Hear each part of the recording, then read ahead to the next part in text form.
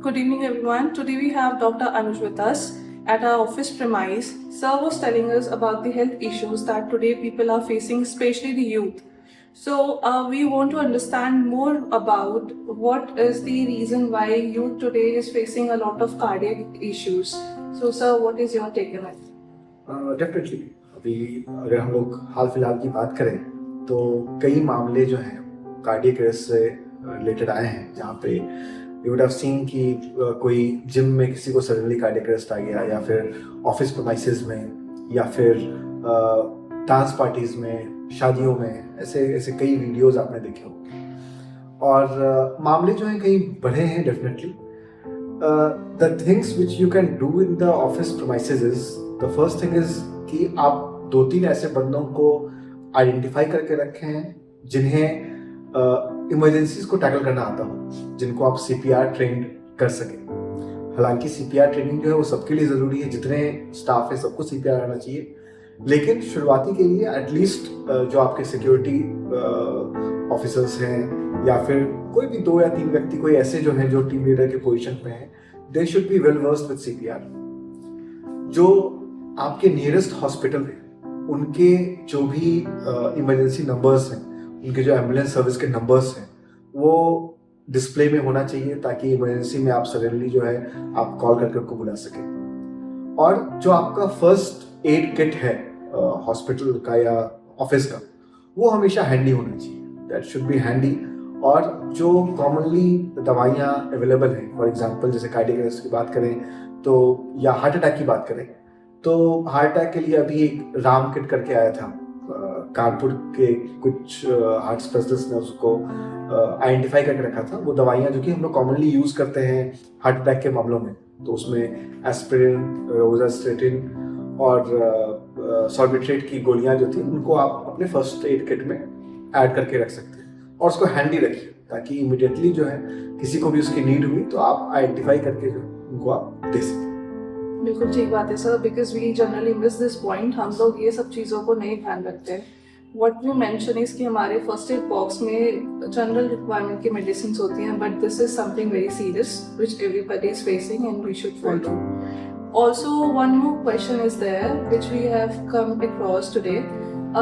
ऐसा बोला जाता है that there is a general medicine जो लोग ले लेते हैं, हम बोलते हैं पीपल के पत्ते के जो होते हैं उनको हम यूज़ करते हैं, एंड उनका कंजम्पशन करने से we can prevent from any cardiac problem. So is it true? नहीं, आपने देखा होगा कि पीपल के पत्ते को वो बहुत ही एक वायरल व्हाट्सएप है जिसपे वो क्लेम करते हैं कि आप इमिडिएटली जो है 95% ब्लॉकेज को हटा देता है। It's totally unscientific, totally untrue.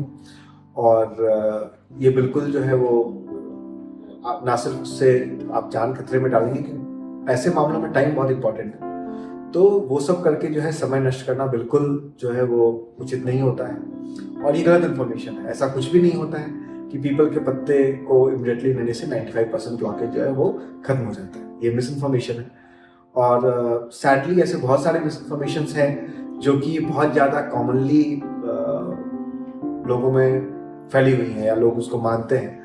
For example अगर हम ले लें, बहुत लोग मानते हैं कि दांतों को निकालने से जो है वो आँख की रोशनी चली जाती है। ये भी एक तरह की गलत भ्रांति है। बहुत लोग मानते हैं कि कोई एक पेड़ का छाल खाने से शुगर ठीक हो जाता है, वो भी एक तरह की भ्रांति है। कॉमनली फिर ये देखा जाता है कि आप कुछ दवाइयाँ ऐसी, या आयुर्वेदिक दवाइयाँ हैं या होम्योपैथिक दवाइयाँ हैं, उनके कोई साइड इफ़ेक्ट्स नहीं हैं, ये भी एक तरह की भ्रांति है। हल्दी जैसे है, हल्दी को लेकर बहुत ज़्यादा भ्रांति है कि वो एक सुपर फूड की तरह है, कि आप उसको लेंगे तो आपको कई तरह की बीमारियां जो है वो नहीं होंगी, ये भी एक तरह की भ्रांति। तो ऐसी कई तरह की भ्रांतियां हैं जो कि अनफॉर्चुनेटली जो अच्छे लोग हैं वो भी इस तरह को फॉलो करते हैं। तो उन सब से बचना चाहिए। जो सही इन्फॉर्मेशन है उस पर ध्यान रखना चाहिए। हाँ, सही इन्फॉर्मेशन ये है कि आप अगर आप स्वस्थ रहना चाहते हैं तो आप मिनिमम जो है आप daily half an hour physical activities को देंगे, तो ये एक नोन बेनिफिट है कि आप अगर ये फॉलो करते हैं तो आप हेल्दी रहिएगा। नोन बेनिफिट है कि आप जितना ज़्यादा प्रोसेस्ड फूड कम खाएंगे उतना ज़्यादा जो है आपका हार्ट हेल्दी रहेगा, उतना आपका लीवर हेल्दी रहेगा, उतना आपका जो ओवरऑल हेल्थ है वो बेटर रहेगा। शुगर इनटेक आप जितना कम रखेंगे उतना ज़्यादा बेहतर रहेगा। ये सारी चीज़ें हैं जो कि साइंटिफिकली बेस्ड हैं। आप जितना ग्रीन वेजिटेबल्स ये सब जितना लेंगे उतना वो आपके ओवरऑल हेल्थ को प्रमोट करेगा। ये आप है, लेकिन जो गलत जानकारी है उनसे बिल्कुल बचनी चाहिए। जैसा कि आपने पीपल का पत्ता वगैरह था, वो गलत जानकारी है, उनसे बिल्कुल बचना चाहिए। बिल्कुल सर। और एक और चीज़ हमने आज देखी थी कि हम लोग ऑफिस में रहते हैं, we have a long time to sit in our chairs. उसकी वजह से क्या होता है, youth is facing a lot of issues related to their back pain. उनके बैक में काफ़ी दर्द रहता है, when they feel uncomfortable when they go back home and also not ready and fit to come back to next, ready for next day.